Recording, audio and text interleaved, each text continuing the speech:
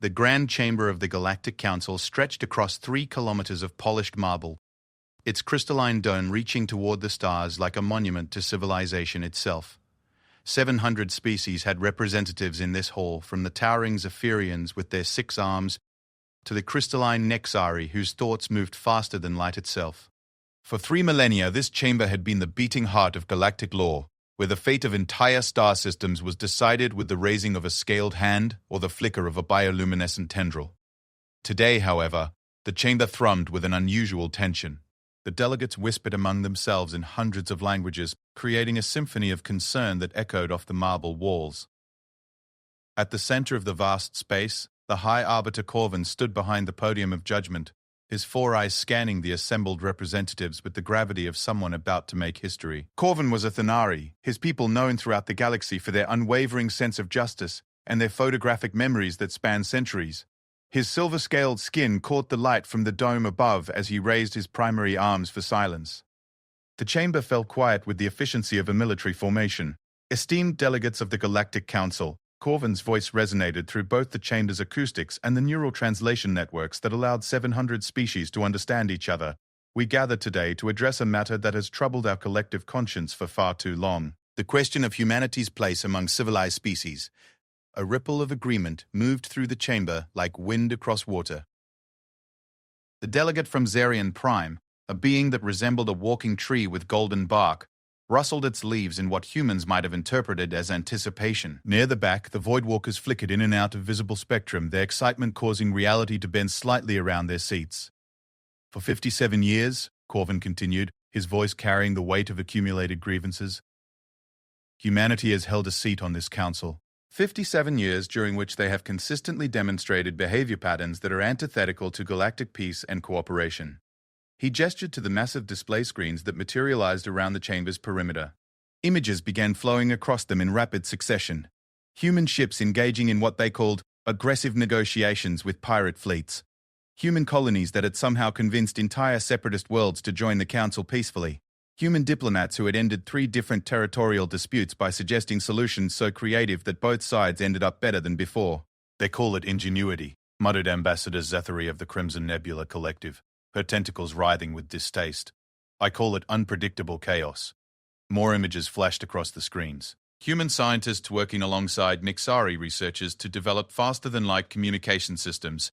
Human artists collaborating with Zephyrian composers to create music that could be appreciated by both carbon and silicon-based life forms. Human teachers establishing schools on frontier worlds where dozens of species learned side by side. But perhaps most troubling, Corvin said, his voice dropping to a tone that made several delegates lean forward in their seats, is their consistent refusal to acknowledge the proper order of galactic civilization.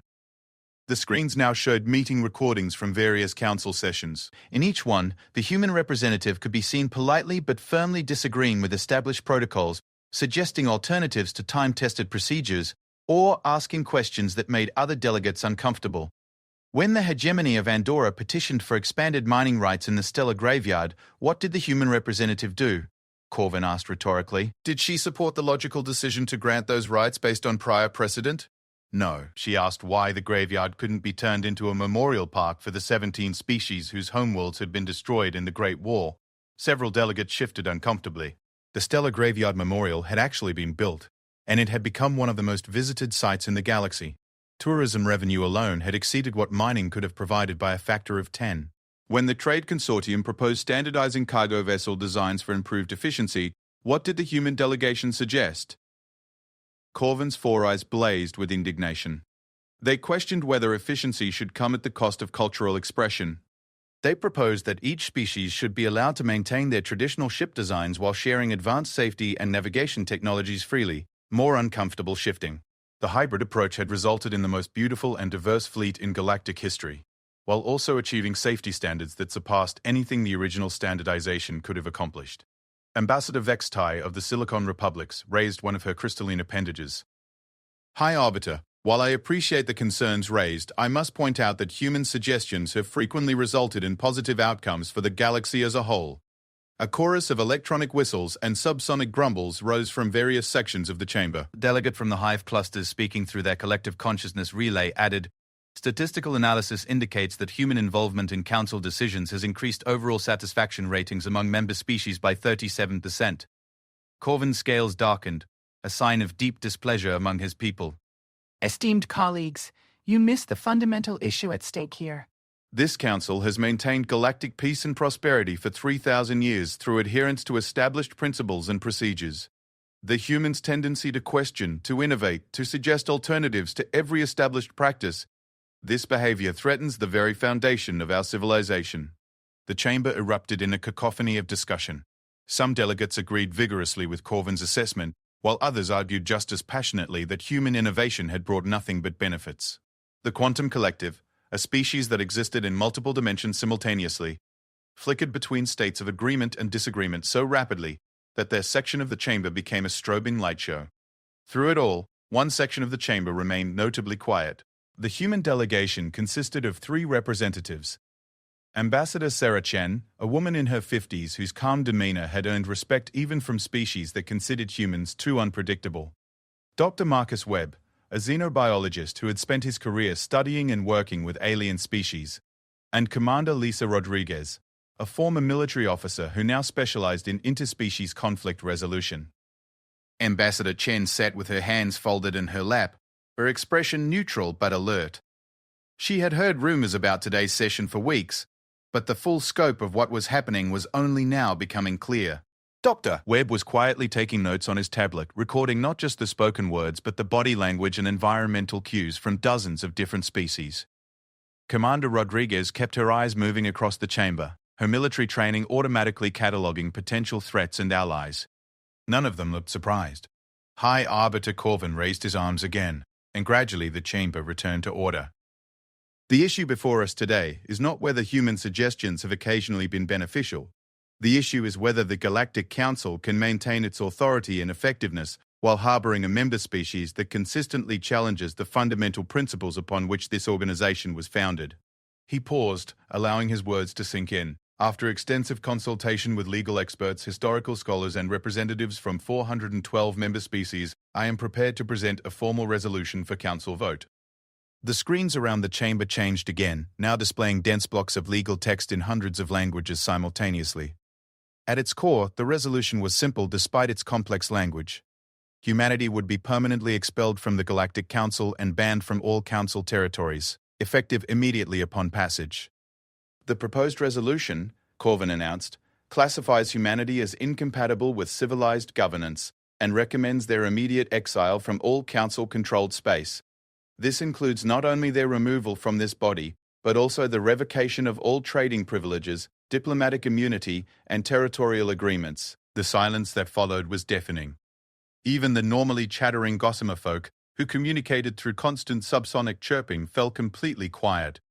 Ambassador Chen stood slowly, her movement drawing every eye in the chamber. When she reached her full height, she simply said, "We request permission to address the council before any vote is taken." Corvin's primary eyes narrowed. The resolution is clear and has been thoroughly reviewed by legal experts. There is nothing humanity can say that would change the fundamental incompatibility we have identified. Nevertheless, Chen replied with the same calm tone she had used in hundreds of negotiations, "We request the right to respond to these charges." Surely the Council's commitment to justice includes hearing from the accused before passing judgment.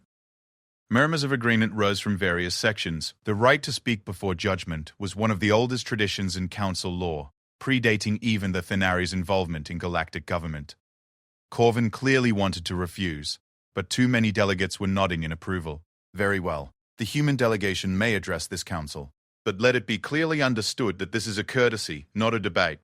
The resolution will be voted upon regardless of whatever arguments you present. Ambassador Chen nodded her thanks and walked to the center of the chamber. The speaker's circle was marked by a ring of ancient stones, each one contributed by a founding member of the council. As she stepped into the circle, the chamber's acoustics and translation systems focused on her position, ensuring that every word would be heard and understood by every delegate present.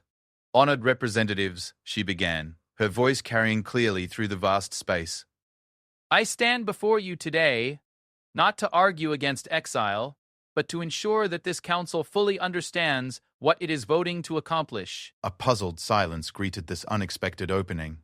Several delegates exchanged glances, unsure where the human was heading with her response. For 57 years, humanity has indeed been a member of this council. We have participated in its deliberations, contributed to its decisions, and abided by its laws. But I think there has been a fundamental misunderstanding about the nature of our participation here. Chen paused, her eyes sweeping across the assembled delegates. Many of you seem to believe that membership in this council represents the sum total of humanity's engagement with galactic civilization. That our presence here defines our place in the universe. That exile from this body would somehow diminish or constrain our species' future development. Dr. Webb and Commander Rodriguez remained seated, but both were watching their colleague with expressions that suggested they knew exactly where this was going. I want to share with you some information that might surprise many of you, Chen continued. In the 57 years since humanity joined this council, we have also established diplomatic relations with over 2,000 species that are not members of this body. We have trading partnerships with civilizations in 12 different galaxies. We have mutual defense agreements with species that most of you have never heard of. The chamber erupted in shocked exclamations and demands for clarification. Many delegates were accessing their information networks frantically, trying to verify what the human had just claimed. Impossible, shouted Ambassador Zethary. The Council maintains the most comprehensive database of galactic civilizations in existence. We have catalogued every intelligent species within a 50,000 light-year radius of this sector. Chen smiled, and something in that expression made several delegates lean back in their seats. With respect, Ambassador, your database is quite impressive for this region of space. But the galaxy is much larger than the territory controlled by this council. And the universe is much larger than this galaxy. High Arbiter Corvin stepped forward, his scales now shifting to a deep purple that indicated extreme agitation among his people.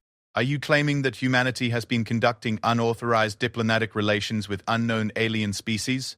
Not unauthorized, Chen replied calmly. Simply unmentioned.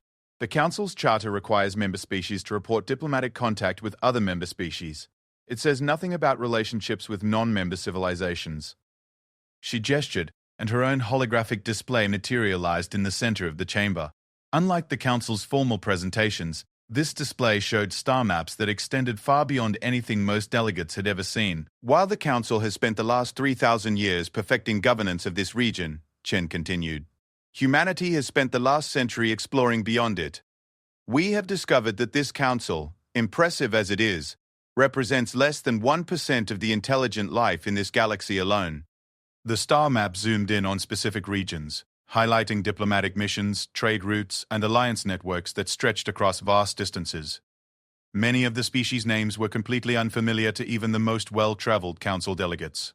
The Astral Dominion, Chen said, pointing to a cluster of systems near the galactic core, controls territory roughly equivalent to the entire Council sphere of influence. The quantum synthesis includes over 1,500 species that exist partially in this dimension and partially in others. The Void Shepherds have been traveling between galaxies for millions of years and consider our conflicts here to be roughly equivalent to children arguing over toys. Commander Rodriguez stood and joined Chen in the speaking circle. What Ambassador Chen is trying to explain diplomatically, she said in her more direct military style, is that humanity's relationship with this council has never been about needing your approval or protection. We joined because we believed in the principles of cooperation and mutual benefit. We participated because we thought we could contribute something valuable to your civilization. Webb rose as well, completing the human delegation's presence in the center of the chamber. From a scientific perspective, he added, our research partnerships with non-council species have advanced human technology by roughly 3,000 years beyond what we possessed when we first encountered your civilization. We have learned to manipulate gravity, traverse dimensional barriers, and communicate across galactic distances instantaneously. The implications of what the humans were describing began to sink in across the chamber. If what they claimed was true, then humanity was not some primitive species that had been graciously allowed to join galactic civilization. They were representatives of a civilization that had grown far beyond the Council's borders while maintaining a polite presence at what they apparently considered a local governing body. You're lying, Ambassador Vextai said, but her crystalline structure was flickering with uncertainty. If humanity possessed such advanced technology and extensive alien contacts, why would you maintain your membership here? Why participate in our debates about trade regulations and territorial disputes? Ambassador Chen's expression grew sad. Because we hoped you would eventually want to grow beyond this small corner of the galaxy. because we believed that the Council's principles of cooperation and justice could be expanded to include the larger galactic community, because we thought that together we could build something greater than any of our individual civilizations. She gestured again, and the holographic display showed recorded communications with dozens of non-Council species. Many were expressing interest in establishing contact with Council civilizations. Some were requesting permission to open diplomatic relationships. Others were offering technological and cultural exchanges that could benefit everyone involved. For 57 years, Chen continued, humanity has served as an unofficial bridge between the Council and the larger galaxy. We have been translating not just languages but cultural concepts, technological principles, and philosophical frameworks.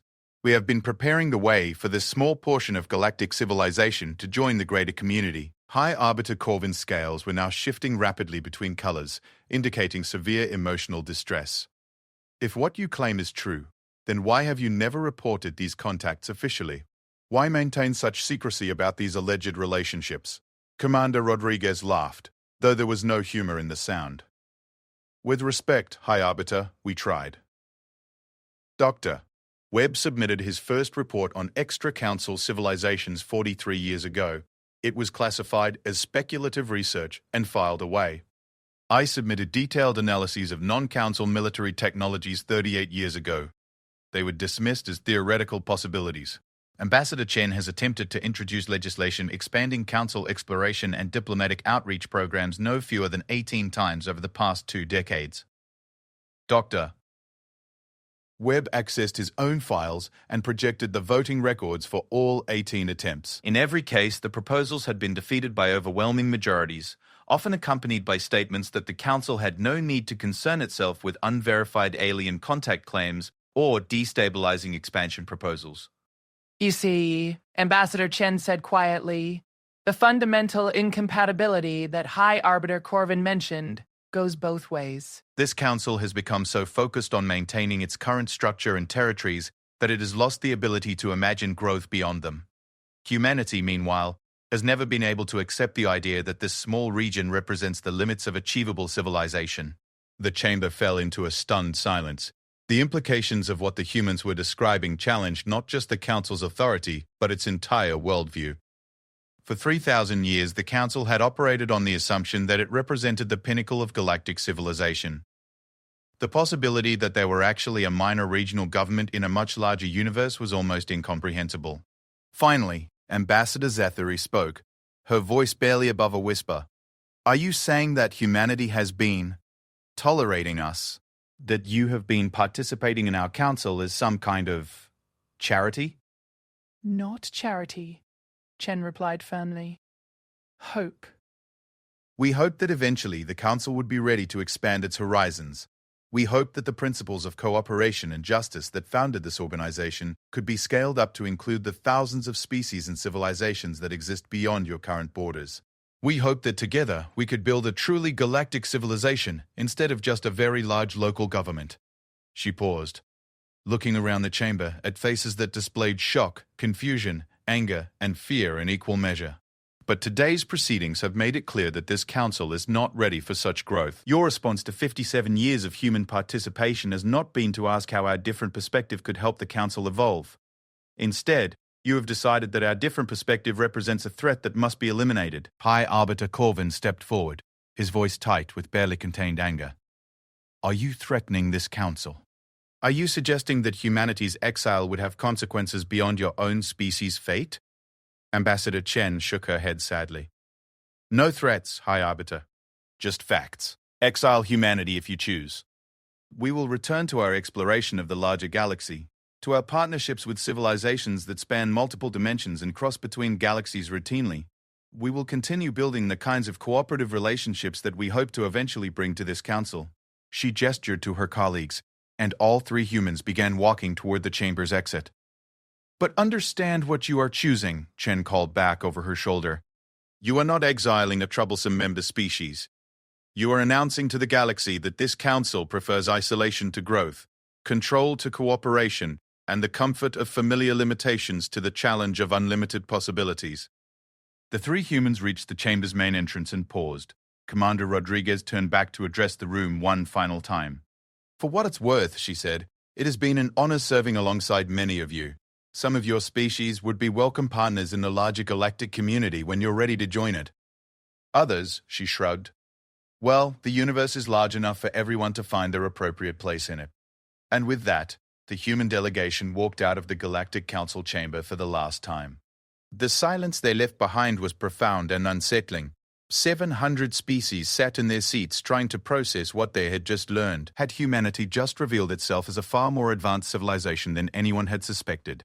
Were the humans lying to save face in the wake of their exile? Or was the truth somewhere in between, leaving the Council to wonder what they had just lost? High Arbiter Corvin stood at the podium of judgment, his scales still shifting colors rapidly. He had called this session to remove a problematic member species. Instead, he was beginning to suspect that he had just announced the Council's irrelevance to the larger universe. The vote would proceed as planned. Humanity would be officially exiled from the Galactic Council by an overwhelming majority, just as every legal expert had predicted. But as the delegates began to murmur among themselves in hundreds of languages, many were already wondering if they had just made the greatest mistake in the Council's 3,000-year history. The vote was as unanimous as High Arbiter Corvin had predicted, but the celebration he had expected never materialized.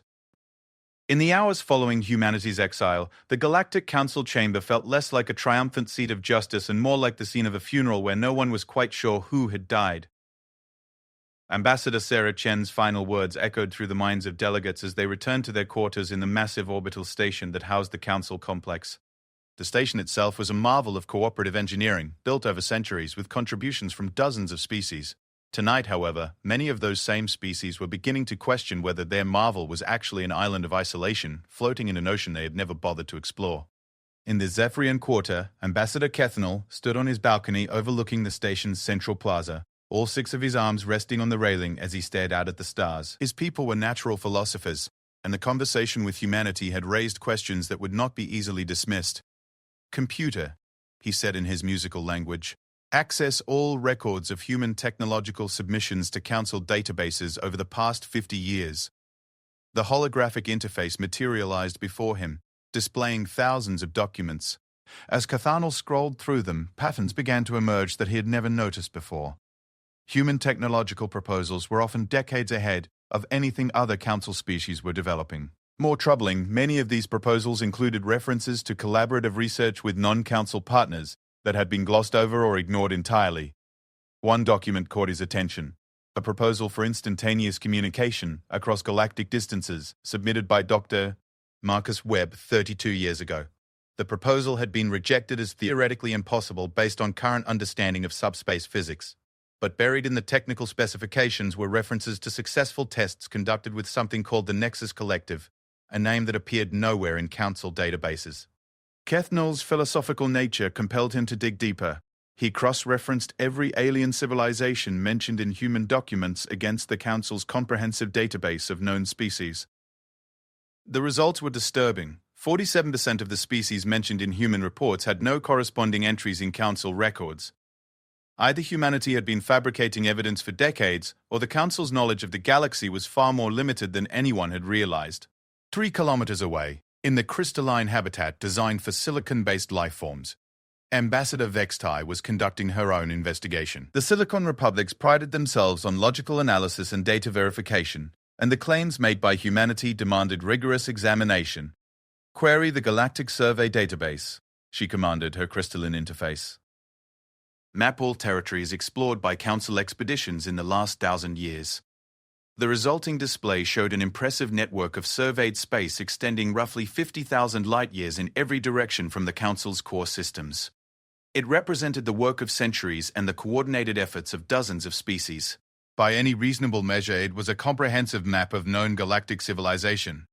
Now overlay human exploration reports from the same period. Vextai continued. The new data points appeared in yellow, and Vextai's crystalline structure flickered with surprise. Human exploration records showed expeditions extending in directions the Council had never bothered to investigate. More than that, they showed established communication networks and regular diplomatic contact with civilizations tens of thousands of light-years beyond the Council's explored territory. Vextai was a careful being, not given to jumping to conclusions. But the evidence was beginning to paint a picture that challenged everything she thought she knew about humanity's place in the galaxy. she opened a secure communication channel to her homeworld, knowing that the Silicon Republics would want to verify this data through their own independent sources. Meanwhile, in the Voidwalker section of the station, something unprecedented was happening. The Voidwalkers existed partially outside normal spacetime, which made them excellent scouts and information gatherers. They rarely shared their discoveries with other species, preferring to observe rather than interact. But tonight, their ancient collective consciousness was sharing memories that they had never thought to mention to the Council. The Voidwalkers had indeed encountered some of the civilizations mentioned by humanity. The Astral Dominion was real, and its technology was far beyond anything the Council possessed. The quantum synthesis was not only real, but had actually tried to establish contact with the Council several times over the past century.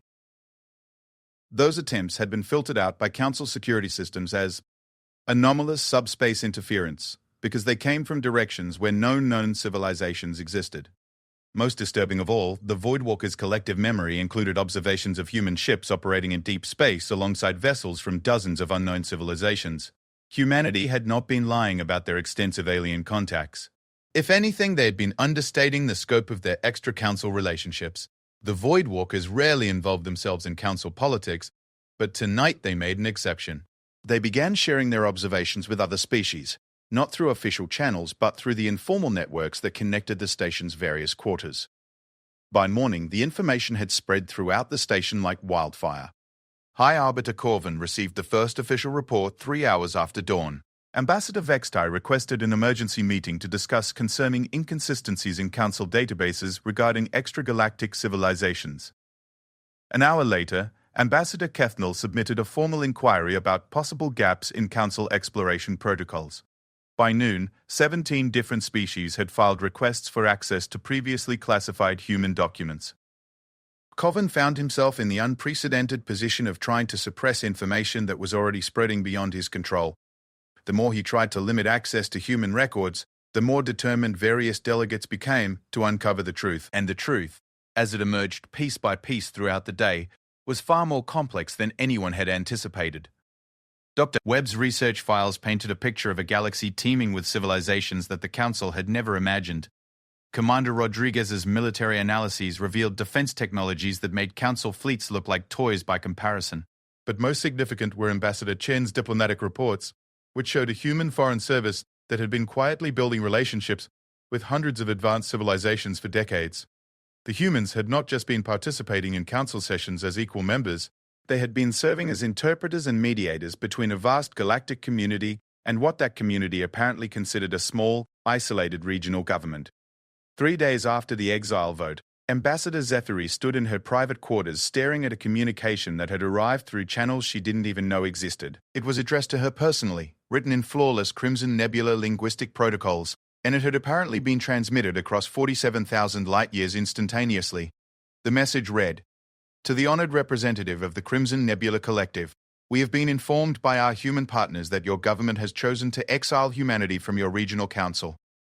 While we respect your sovereignty in local matters, we wanted to extend an invitation for your people to visit our territories and see what collaborative civilization might look like on a larger scale. We have worked with humanity for 38 years and have found them to be exemplary partners in the pursuit of knowledge and mutual prosperity." Perhaps what you interpreted as troublesome behavior was simply frustration at being confined to such a small expression of their true potential. Consider this an open invitation to expand your horizons. The Spiral Confederation of Andromeda. Zethary read the message 3 times before its implications fully sank in. Humanity had partners in other galaxies. Species advanced enough for instantaneous intergalactic communication were personally familiar with human diplomats, and those species were now extending invitations to Council members, bypassing Council authority entirely. Similar messages were arriving throughout the station. The quantum synthesis had sent mathematical proofs that revolutionized several species' understanding of physics. The Astral Dominion had transmitted star charts showing safe passage routes through previously unexplored regions of the galaxy. The Void Shepherds had included philosophical treatises that answered questions some Council species had been debating for millennia. All of the messages mentioned humanity as the intermediary that had made contact possible. All of them expressed regret that the Council had chosen isolation over cooperation. And all of them included open invitations to establish direct diplomatic relationships that would bypass the Council entirely. High Arbiter Corvin found himself facing a crisis unlike anything in the Council's history. Individual member species were beginning to establish unauthorized diplomatic contact with unknown alien civilizations. The careful structure of Council authority was fragmenting as species realized that there might be alternatives to the regional limitations they had accepted for millennia. The breaking point came 6 days after humanity's exile, when Ambassador Kethnel stood before the Council with a formal announcement. "Honored colleagues," the Zephyrian philosopher said, his musical voice carrying through the chamber's translation systems, "I have been authorized by my government to announce that the Zephyrian Republic is withdrawing from active participation in Council governance pending a comprehensive review of our understanding of galactic civilization." The chamber erupted in shocked protests, but Kethnel continued speaking over the chaos. "We have established preliminary contact with several civilizations mentioned in human records. Our initial exchanges have revealed technological and philosophical opportunities that far exceed anything available through continued Council membership. While we will honor existing treaties and agreements, we will no longer consider Council authority binding on our exploration of relationships with non-Council species." Ambassador Vextai rose from her seat, her crystalline structure pulsing with determination. "The Silicon Republics announce our similar intention. We have verified the existence of at least 47 advanced civilizations that were previously unknown to this Council. Our obligation to our people requires us to pursue knowledge and beneficial relationships, regardless of Council approval or disapproval." High Arbiter Corvin watched in growing horror as the foundation of his civilization crumbled before his eyes. One by one, species that had been loyal Council members for centuries stood to announce their intention to pursue independent relationships with the larger galactic community that humanity had revealed. The Nexari spoke of joining something called the Consciousness Collective, an alliance of species that shared information directly through quantum-linked neural networks. The Hive clusters reported contact with a megaswarm that spanned 17 galaxies and operated on principles of cooperation that made the Council's approach look primitive by comparison. Even the normally conservative thermal republics announced their intention to investigate partnership opportunities with civilizations that had mastered stellar engineering. By the end of the session, over 200 species had announced their withdrawal from active Council participation. They weren't formally leaving the organization, but they were making it clear that Council authority would no longer constrain their diplomatic or exploratory activities. High Arbiter Corvin adjourned the session in defeat. The organization he had spent his entire life serving was fracturing, and the cause was becoming increasingly clear. Humanity's exile had not removed a problematic member species. It had revealed that the Council itself might be the problem. That night, Corvin stood alone in his private office, staring at reports that painted a picture of galactic civilization that bore no resemblance to anything he had believed possible. The universe described in human documents was vast, diverse, and filled with opportunities for cooperation and growth that the Council had never even imagined. His personal communication system chimed with an incoming message. The transmission protocols were unlike anything in Council databases, but the translation was perfect. "High Arbiter Corvin, this is Admiral Sarah Chen, speaking on behalf of the Galactic Cooperation Initiative. I wanted to personally inform you that humanity bears no ill will toward the Council despite recent events. We understand that change is difficult, especially when it challenges fundamental assumptions about reality. If the Council is ever ready to join the larger galactic community as a partner rather than trying to control it as subjects, please know that the invitation remains open. The universe is vast enough for many different approaches to civilization, including the one you have built here. We simply hoped it might eventually grow into something larger. That possibility remains available whenever you are ready to consider it. Admiral Chen." Corvin stared at the message for a long time. The title was significant. Admiral Chen, not Ambassador Chen. Humanity apparently considered their relationship with the Council to be concluded, but they were extending military courtesies to what they now saw as a foreign government. The implication was staggering. Humanity had not been exiled from galactic civilization. The Council had exiled itself. As reports continued flooding in from species that were establishing contact with civilizations the Council had never imagined, one fact became increasingly clear. The vote to exile humanity had not solved any problems. It had simply revealed how small and isolated the Council had become while believing itself to be the center of galactic civilization. The humans had been trying to build a bridge between the Council and a larger universe. In response, the Council had destroyed the bridge and then discovered they were standing on an island that was much smaller than they had realized. High Arbiter Corvin spent the night reading through decades of human reports that had been dismissed, ignored, or classified. Each document painted a picture of humanity straining against the limitations of Council civilization while trying to find ways to share the larger possibilities they had discovered. By dawn, he had reached a conclusion that would have been unthinkable a week earlier. The Council had not just made a mistake in exiling humanity, they had made the greatest strategic error in their 3,000-year history. The question now was whether it was too late to repair the damage. 2 months after humanity's exile, the Galactic Council Station had become a very different place, where once the corridors buzzed with the confident energy of beings who believed they were at the center of galactic civilization, now there was an undercurrent of uncertainty that permeated every interaction. Delegates who had once walked with the assurance that comes from absolute authority now moved with the hesitant steps of people who were no longer sure of their place in the universe. High Arbiter Corvin had aged visibly in those 2 months. His silver scales had dulled to a pewter grey, and his usually precise movements had become slower, more contemplative. He stood in his office reviewing the daily reports with a growing sense of alarm that he could no longer hide from his staff. The numbers told a story that challenged everything the Council had believed about their importance. In the 63 days since humanity's exile, 147 Council member species had established independent diplomatic relationships with non-Council civilizations. 12 species had announced their complete withdrawal from Council governance. 6 more had relocated their primary colonies beyond Council space to pursue what they called expanded partnership opportunities. But perhaps most troubling were the economic reports. Trade volume within Council space had dropped by 37% as member species redirected their commerce toward the more advanced civilizations they were discovering through human-established contact networks. The technological development programs that had been the pride of Council cooperation were being abandoned as species gained access to innovations that made their previous achievements look primitive. A soft chime indicated an incoming priority communication. Corvin accepted the transmission, and a hologram of Ambassador Vextai materialized in his office. The crystalline being's normally stable structure was flickering with what Corvin had learned to recognize as excitement. "Hi, Arbiter," Vextai began without preamble. "I am transmitting from the first Silicon Republic expedition to Andromeda Galaxy. I wanted to personally inform you of our discoveries before filing the official report." Corvin's primary arms tensed.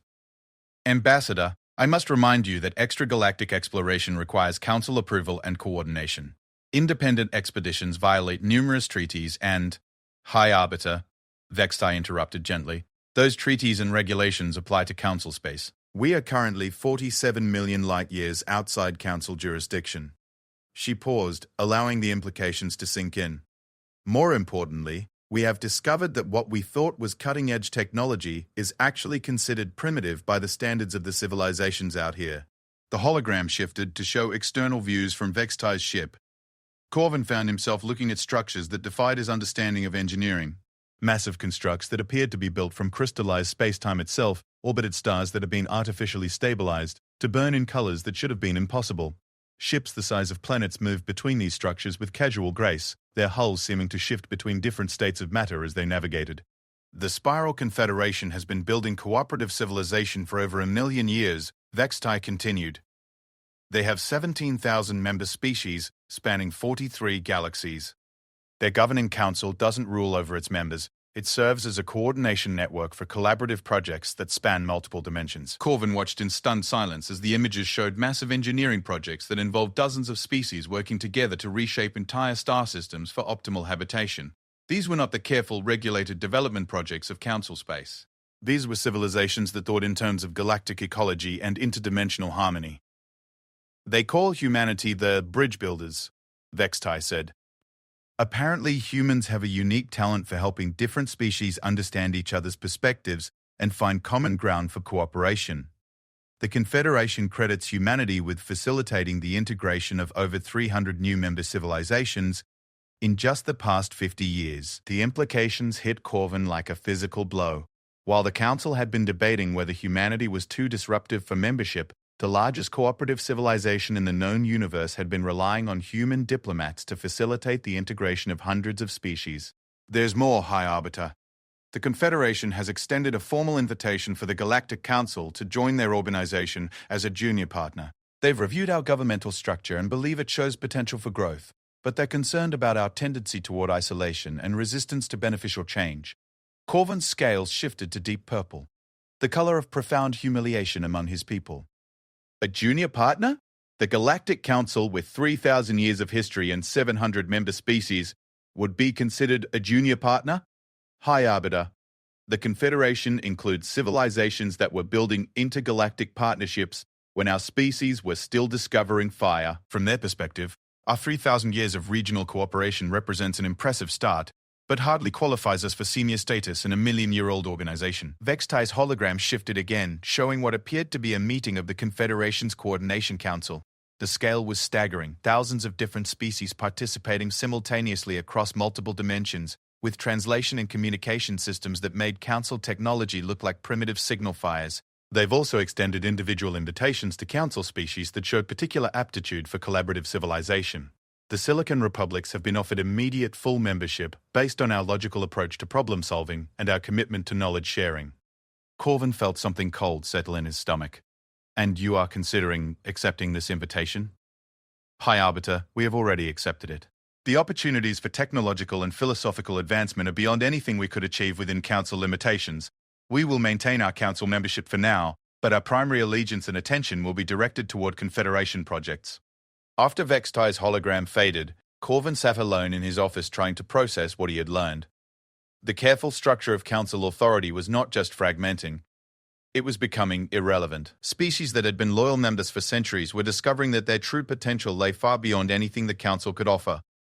His contemplation was interrupted by another priority communication, this one from Ambassador Kethnal of the Zephyrian Republic.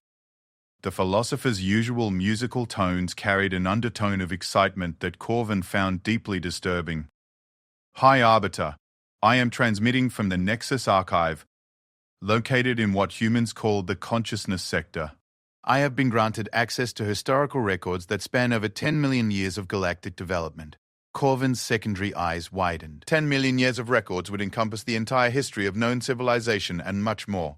The archive includes complete records of the Galactic Council's development, Kethnal continued. According to these records, the Council was initially established as a training ground for species that showed potential for larger cooperative ventures. The Nexus Collective has been observing our progress for the entire 3,000 years of our existence. Observing us? Corvin repeated weakly. Indeed. They describe our governmental structure as a promising experiment in small-scale cooperative authority and note our encouraging progress toward regional stability. However, they also express concern about our tendency to mistake local authority for universal relevance. Kethnal's transmission included access to portions of the archive records. Corvin found himself reading assessments of Council development written from the perspective of civilizations that considered the Council's entire sphere of influence to be roughly equivalent to a single solar system. The records indicate that humanity was specifically assigned to serve as our bridge to the larger galactic community. Their role was to gradually prepare us for eventual integration with more advanced cooperative networks. Assigned? Corvin's voice cracked slightly. High Arbiter. Humanity didn't discover us by accident. They were recruited by the Consciousness Collective specifically because of their demonstrated ability to work with species that are, shall we say, still developing their cooperative potential. The philosophical implications were staggering. Everything the Council had believed about their first contact with humanity was wrong. Humans hadn't been a primitive species that the Council had graciously allowed to join galactic civilization. They had been experienced galactic diplomats assigned to help the Council evolve beyond their regional limitations. The archive records include humanity's reports on Council development over the past 57 years. They describe our progress as frustratingly slow but not without hope, and note our persistent tendency to prioritize control over cooperation. Corvin found himself reading performance evaluations written by humanity about the Council's readiness for advancement to larger cooperative networks. The reports were detailed, compassionate, but ultimately concluded that the Council was not yet ready for integration with mature galactic civilization. The final entry in the human reports, dated just 3 days before their exile, was particularly painful to read. Council leadership continues to interpret collaborative suggestions as challenges to authority. Recommend continued patience and gradual introduction of larger perspectives, though progress remains minimal. Species shows potential but requires extended development period before integration becomes viable. High Arbiter, Kethnal continued gently. I have been authorized to inform you that the Consciousness Collective is prepared to extend another human diplomatic mission to the Council if we formally request assistance in preparing for eventual integration with galactic civilization. The offer hung in the air, like a lifeline thrown to a drowning man. But accepting it would require acknowledging that everything the Council believed about their place in the universe was wrong. Before Corvin could respond, his communication system erupted with dozens of incoming priority transmissions. Species throughout Council space were reporting contact with civilizations that made their previous understanding of advanced technology look laughably primitive. The hive clusters had discovered megaswarms that treated entire galaxies as single organisms. The thermal republics had made contact with species that harvested energy directly from the quantum foam underlying reality itself. Every report included the same basic pattern. First contact with civilizations so advanced that they made the Council look like children playing government in a sandbox, followed by the revelation that these civilizations had been aware of the Council's existence for millennia and considered them a developing regional authority with potential for eventual growth. All of them mentioned humanity as their primary source of information about Council species and their potential for advancement. All of them expressed regret that the Council had chosen to exile their most valuable diplomatic asset, and all of them included variations of the same basic offer: assistance in helping the Council develop the collaborative mindset necessary for participation in mature galactic civilization. By the end of the day, Corvin had received reports from over 50 different civilizations that existed beyond anything the Council had imagined. Each one painted the same picture.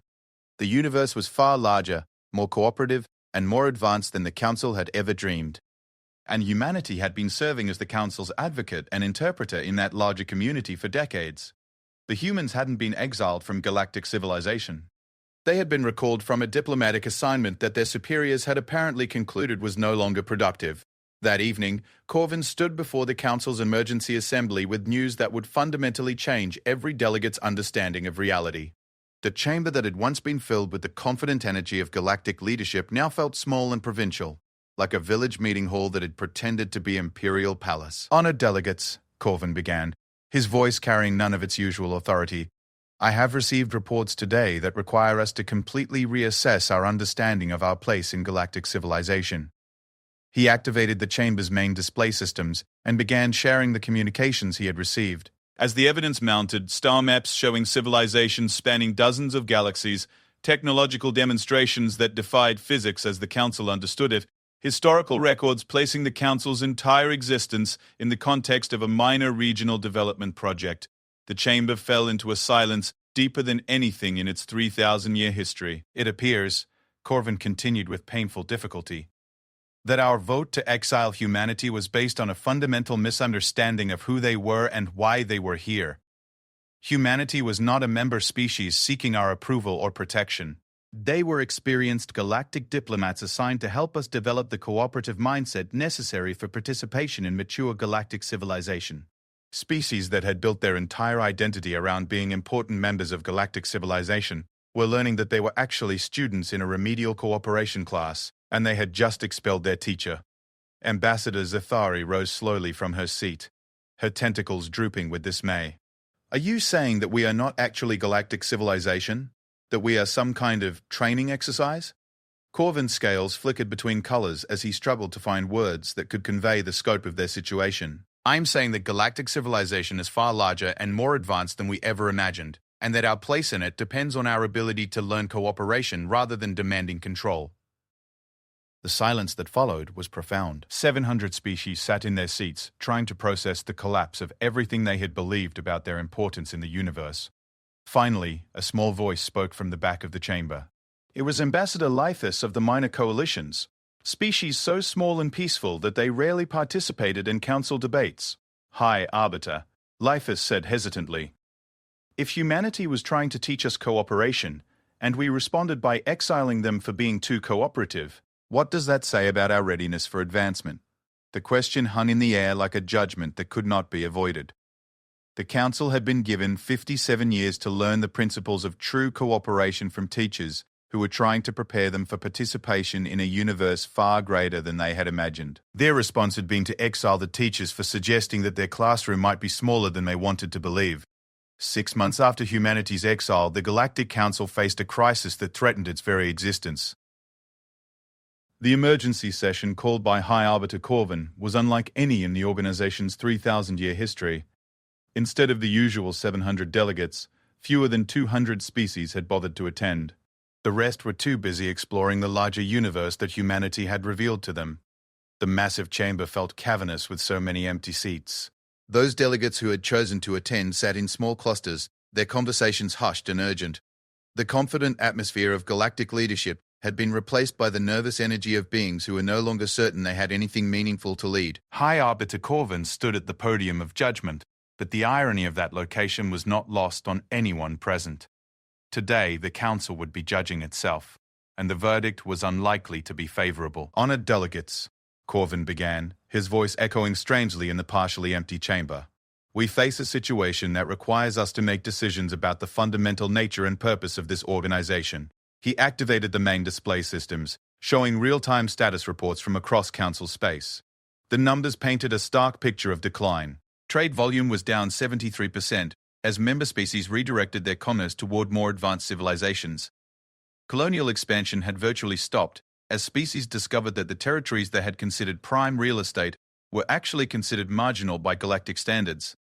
Most troubling of all, 26 species had formally announced their withdrawal from the Council to pursue full membership in what they called mature cooperative organizations. Ambassador Vex Tai of the Silicon Republics has requested permission to address this assembly, Corvin announced. She is transmitting from the Confederation Central Hub in Andromeda Galaxy, where she is serving as our unofficial representative to the Spiral Confederation. Vex Tai's hologram materialized in the center of the chamber, but the being who appeared was noticeably different from the ambassador who had left Council space months earlier. Her crystalline structure had evolved, incorporating new geometric patterns that seemed to shift and flow in ways that defied conventional physics. When she spoke, her voice carried harmonics that hadn't been present before.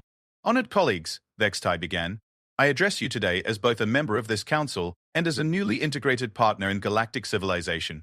I have been authorized by the Spiral Confederation to extend a formal offer of assistance to help the Galactic Council transition from regional authority to galactic partnership. A ripple of mixed emotions moved through the chamber. Hope warred with pride. Curiosity battled with fear of change. The Confederation has completed its assessment of Council governmental structure and species development. Vex Tai continued. Their conclusion is that while the Council shows promise, fundamental changes will be necessary before integration with mature galactic civilization becomes possible. She gestured, and the display screens around the chamber filled with detailed analyses written by civilizations that had been building cooperative governments for millions of years. The reports were thorough, compassionate, but ultimately devastating in their assessment of the Council's limitations. The primary concern, Vex Tai explained, is what the Confederation calls authoritarian drift. Over the past 1,000 years, the Council has gradually shifted from cooperative decision-making to hierarchical control. This pattern is incompatible with the consensus-based approaches used by advanced galactic civilizations. Ambassador Zethary raised her tentacles in objection. The Council has always operated on democratic principles. We vote on every major decision. With respect, Vex Tai replied gently. Democracy and cooperation are not the same thing. Democracy allows majorities to impose decisions on minorities. Cooperation requires finding solutions that benefit everyone involved. The Council's approach to governance is based on winning and losing, rather than collaborative problem-solving. She paused, allowing the distinction to sink in. This is why humanity's suggestions were so consistently rejected. They weren't proposing alternatives that would help the Council win more efficiently. They were proposing approaches that would require the Council to abandon the concept of winning altogether. The implications were staggering. Every major decision the Council had made was based on the assumption that governance required some species to submit to the authority of others. The idea that advanced civilizations had moved beyond such concepts challenged the fundamental principles upon which the Council was built. The Confederation has developed a transition protocol for governmental organizations that want to evolve beyond authoritarian structures. Vex Tai continued. It requires a complete restructuring of decision-making processes, but civilizations that successfully complete the transition report significant improvements in efficiency, satisfaction, and innovative capacity. High Arbiter Corvin leaned forward, his scales shifting to the deep blue that indicated intense concentration among his people. What would such a transition require? The elimination of hierarchical authority, Vex Tai replied without hesitation. No individual or group would have the power to impose decisions on others. Instead, decisions would be made through consensus-building processes that ensure all affected parties benefit from the outcome. The chamber erupted in shocked protests. The idea of governing without authority seemed impossible to species that had spent millennia perfecting systems of control. Impossible! Shouted Ambassador Drextar of the warrior clans. Governance requires leadership. Someone must have the authority to make final decisions and enforce compliance. Vextai's crystalline structure flickered with what might have been amusement. Ambassador, I am currently participating in the governance of 17,000 species spread across 43 galaxies. No single individual or group has authority over any other, yet decisions are made efficiently and implemented universally because they are designed to benefit everyone involved. She gestured again, and the screen showed recordings of Confederation decision-making processes. What the Council delegates saw challenged their understanding of government itself. Instead of debates where different sides argued for their preferred outcomes, they witnessed collaborative problem-solving sessions where thousands of species worked together to design solutions that addressed everyone's needs simultaneously. The key, Vextai explained, is shifting from competitive thinking to cooperative thinking. Instead of asking, how can we get what we want, the question becomes, how can we design outcomes that give everyone what they need? It requires more sophisticated thinking, but it produces far superior results. Ambassador Kethnal rose from his seat, his 6 arms moving in the contemplative gestures characteristic of his species. Ambassador Vextai, you speak of eliminating hierarchy, but what prevents chaos? What ensures that decisions are actually implemented? An excellent question. Vextai replied. In authoritarian systems, compliance is enforced through threat of punishment. In cooperative systems, compliance is achieved through inclusive design. When everyone benefits from an outcome, everyone has incentive to support its implementation. She showed examples from Confederation space, massive engineering projects involving dozens of species, all working together because the project design ensured that each species' participation would result in benefits specific to their needs and goals. There were no enforcement mechanisms because none were needed. Every participant was getting something they wanted from the collaboration. But surely there must be disagreements, pressed Ambassador Lithis. What happens when species have incompatible goals? Then you redesign the solution until the goals become compatible, Vextai answered. This is where human diplomatic skills prove so valuable to the Confederation. Humans have an unusual ability to find creative approaches that transform apparently incompatible goals into complementary ones. The mention of humanity sent a wave of discomfort through the chamber. Several delegates shifted uncomfortably in their seats.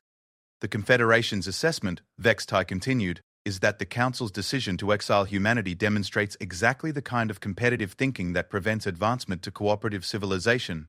Instead of asking how humanity's different perspective could benefit everyone, the Council asked how to eliminate the perceived threat to existing power structures. High Arbiter Corvin's scales had shifted to a mottled grey that indicated deep distress. Are you saying that the Council's entire governmental philosophy is fundamentally flawed? I am saying that it represents an earlier stage of governmental evolution. Vextai replied diplomatically. Authoritarian structures are natural development phases for most civilizations. The question is whether a civilization can evolve beyond them when the opportunity arises. She paused, her crystalline structure pulsing with gentle light. Humanity spent 57 years trying to help the Council make that evolutionary transition. The exile vote was essentially a decision to reject that assistance in favor of maintaining familiar limitations. The silence that followed was profound.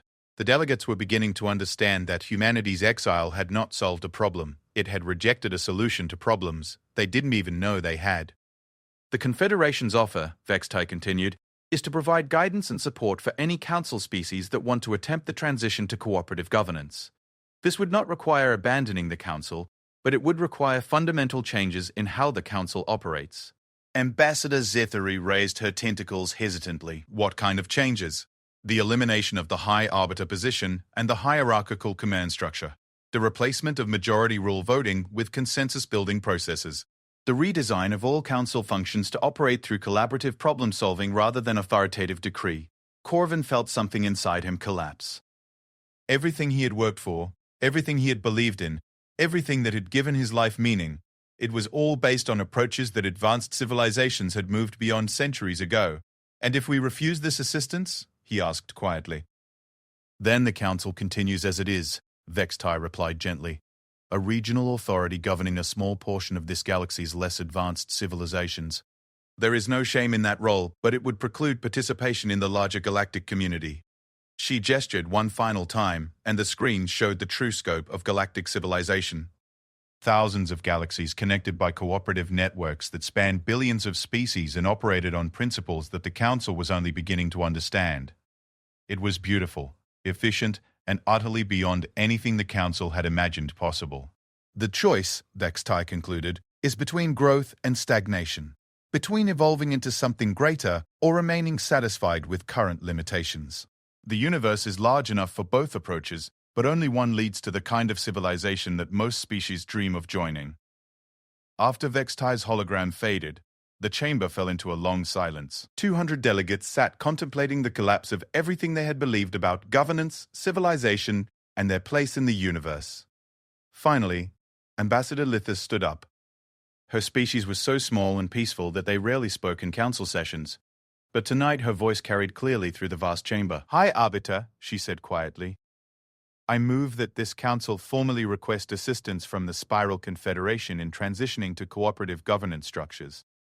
The motion hung in the air like a bridge between two different worlds. On one side lay everything the council had been, a regional authority that ruled through hierarchy and enforced compliance through threat. On the other side lay the possibility of becoming part of something greater, a galactic civilization that operated through cooperation and achieved compliance through inclusive design. Ambassador Kethanol rose to second the motion. The Zephyrian Republic supports this proposal. We have seen enough of the larger universe to understand that our current approach to governance represents a limitation rather than an achievement. One by one, other delegates rose to voice their support. Not all of them, about a third of the remaining species preferred to maintain familiar structures, rather than risk the uncertainty of fundamental change, but enough to constitute a clear majority among those present. High Arbiter Corvin looked around the chamber at the faces of beings who were asking him to eliminate his own position in favor of something they couldn't even fully understand yet. The irony was profound. They were asking him to use his authority to abolish authority itself. "The motion is approved," he said finally, his voice barely above a whisper. "This council formally requests assistance from the Spiral Confederation in transitioning to cooperative governance." As the session ended and delegates began filing out of the chamber, Corvin remained at the podium of judgment for a long time. Tomorrow, representatives from civilizations that had been perfecting cooperation for millions of years would begin the process of helping the Council evolve beyond everything it had ever been. He thought about humanity's final words before their exile, their statement that the universe was large enough for different approaches to civilization. They had been right, of course, but they had also been offering the Council a chance to choose which approach they wanted to represent. 6 months too late, the Council was finally ready to make that choice. 1 year after humanity's exile, the being formerly known as High Arbiter Corvin stood in what had once been called the Council Chamber, but was now simply known as the Cooperation Center. The physical space remained the same, 3 kilometers of polished marble stretching beneath a crystalline dome, but everything else had changed in ways that would have been unrecognizable to the governmental body that had once met here. The rigid rows of hierarchically arranged seating had been replaced by flexible collaboration pods that could be reconfigured in minutes to accommodate different types of cooperative work. The imposing podium of judgment had been removed entirely, replaced by a central forum where any being could stand to share ideas or concerns with the community. But the most significant change was not physical. It was the energy that filled the space. Where once there had been the tension of competing interests and controlled authority, now there was the dynamic harmony of beings working together toward mutual benefit. Corvin, who now served as a transition coordinator rather than a hierarchical leader, was reviewing the morning's collaboration summary. The reports told a story of transformation that exceeded even the Spiral Confederation's optimistic projections. In the past year, the former Council territory had seen technological advancement that surpassed the previous century of development. Species that had spent decades arguing over resource allocation were now collaborating on projects that created abundance for everyone involved. Territorial disputes that had simmered for generations had been resolved through innovative solutions that gave all parties more than they had originally sought. The key to these successes was the fundamental shift in thinking that the Confederation advisors had helped facilitate. Instead of asking, "How do we get what we want?" species had learned to ask, "How do we design outcomes where everyone gets what they need?" The change in question had produced a change in results that seemed almost magical. A gentle chime indicated an incoming priority communication. Corvin accepted the transmission, and a familiar hologram materialized before him. Admiral Sarah Chen, transmitting from what appeared to be a massive space station unlike anything in Council databases. Coordinator Corvin, Chen said with a warm smile that carried none of the diplomatic formality of her previous interactions. I hope this finds you and your colleagues well. I wanted to personally congratulate the former Council territories on completing the first phase of cooperative transition. Corvin felt a complex mix of emotions at seeing the human who had tried so hard to prepare them for this moment. Admiral Chen, it is humbling to admit how much we did not understand when you tried to guide us toward this path. Chen's expression grew compassionate. Understanding comes when beings are ready for it, not when teachers think they should be. The important thing is that you found your way here eventually. She gestured, and the holographic display expanded to show the space station from which she was transmitting. It was enormous, easily the size of a small planet, and its architecture combined elements from hundreds of different species in a design that seemed both alien and familiar. I wanted to extend a formal invitation from the Galactic Cooperation Initiative, Chen continued. We've been following your transition progress, and the consensus among our member civilizations is that your territories are ready for the next phase of integration. Corvin's attention sharpened. The Galactic Cooperation Initiative was something the former council had only recently learned about. A vast network of civilizations that operated on principles of mutual benefit and collaborative development.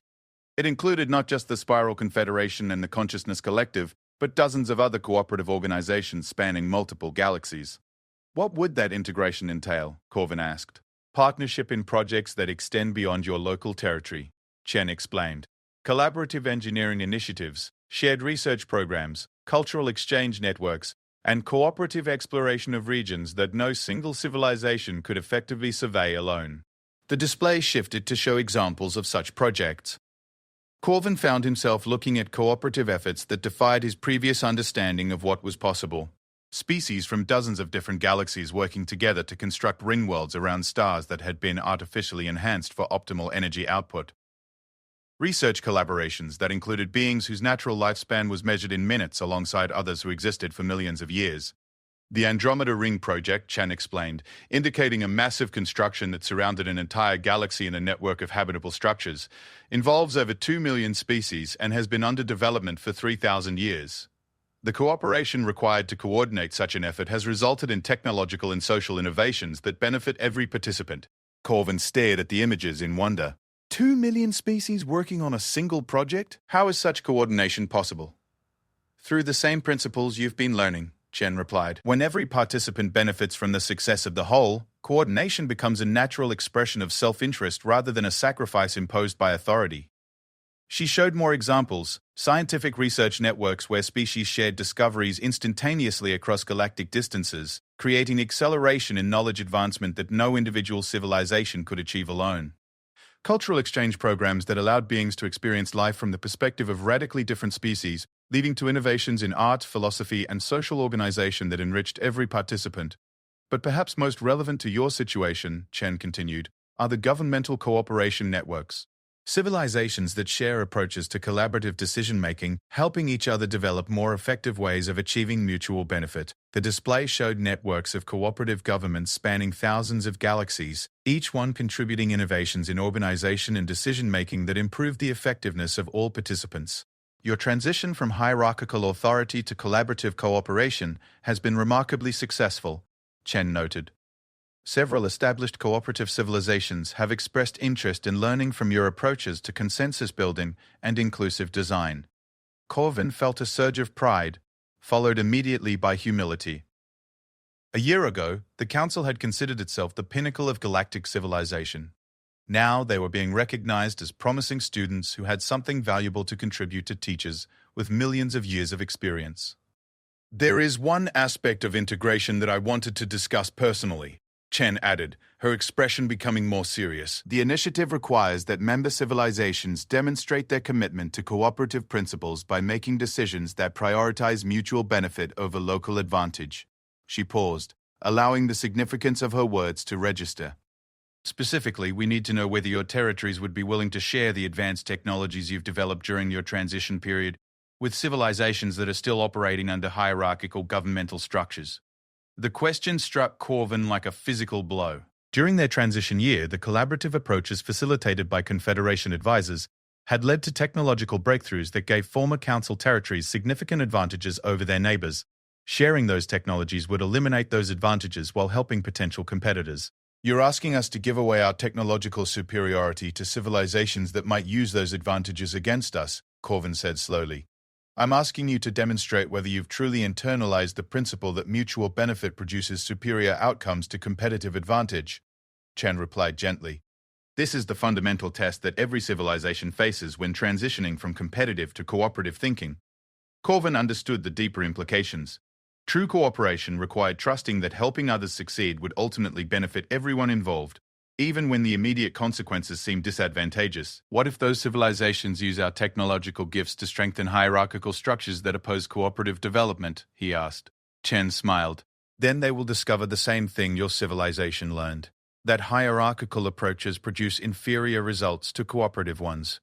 Advanced technology in the service of competitive thinking creates temporary advantages that ultimately limit growth. Advanced technology in the service of cooperative thinking creates permanent benefits that accelerate growth exponentially. She gestured again, and the display showed historical examples of civilizations that had received technological gifts from cooperative networks. In every case, the advanced technology had eventually led the recipient civilization to adopt cooperative approaches because competitive uses of such technology proved self-limiting. More importantly, Chen continued, civilizations that demonstrate willingness to prioritize mutual benefit over competitive advantage gain access to cooperation networks that provide ongoing technological advancement far exceeding anything they give away. The display showed the reality of participation in galactic cooperative networks. Members had access to technological innovations developed by thousands of species, scientific discoveries shared across millions of research initiatives, and engineering capabilities that could reshape entire galaxies. The technologies that Corvin's territories would be sharing represented a tiny fraction of what they would gain access to through integration. The choice, Chen concluded, is between protecting small advantages gained through local competition or accessing vast benefits available through galactic cooperation. Corvin felt the familiar sensation of his worldview expanding beyond anything he had previously imagined. A year ago, the idea of giving advanced technology to potential competitors would have seemed like strategic suicide. Now he was beginning to understand that it might be the key to joining something far greater than any local advantage could provide. How much time do we have to make this decision? He asked. As long as you need, Chen replied. Cooperation cannot be rushed or imposed. It must emerge from genuine understanding and commitment. After Chen's hologram faded, Corvin stood alone in the Cooperation Center, contemplating the magnitude of the decision before him. Around him, the space that had once echoed with the contentious debates of hierarchical authority now hummed with the quiet energy of collaborative work as beings from dozens of species pursued projects of mutual benefit. He activated the center's communication systems and sent a message to all former Council territories. Emergency cooperation session requested. Priority topic: integration with galactic cooperative networks. All perspectives welcome and needed. Within hours, the Cooperation Center filled with representatives from across the former Council territories. S.